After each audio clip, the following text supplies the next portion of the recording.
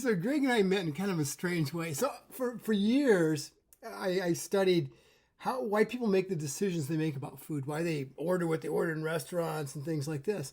And so one time I'm looking at an airline magazine, and there's this guy, a restaurant menu engineer, and he's writing about stuff, and it's a whole bunch of stuff about my research. And then he mentions me, and I thought, oh, this is kind of interesting. There's actually a guy who's making now a living actually doing this with restaurant engineering, menu engineering.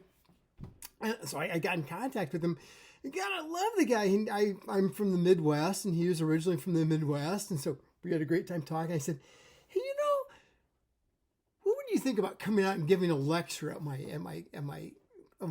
course out at Cornell? And I hadn't had a guest speaker for a long, long time because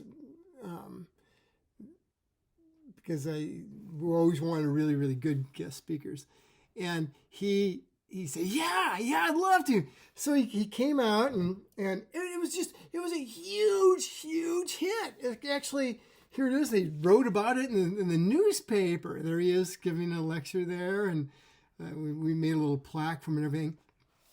And it got to the point that he's the only guest speaker that I've ever had come back a second time.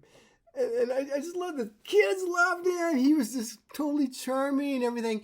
But it would get to the point that when he'd come back, I'd have these dinner parties that would be like, I don't know, like deans and vice presidents and stuff. People I thought would find him interesting.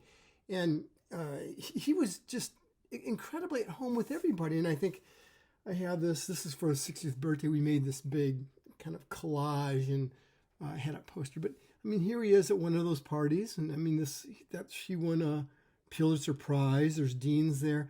And he was at home doing that as he was with my family just sitting on the couch.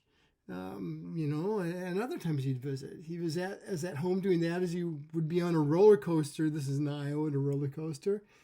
Is as at home with Nobel Prize winners and deans and things as he was. Family dinners, or even here he is with my mother and father in Iowa. We went back one time. So that's what I find so amazing about him is a lot of people are kind of hothouse flowers. They can do and thrive really well in a certain sort of environment. Not Greg. You could put him with anybody, and within 20 minutes, he'd be everybody's best friend. Oh, what an amazing guy.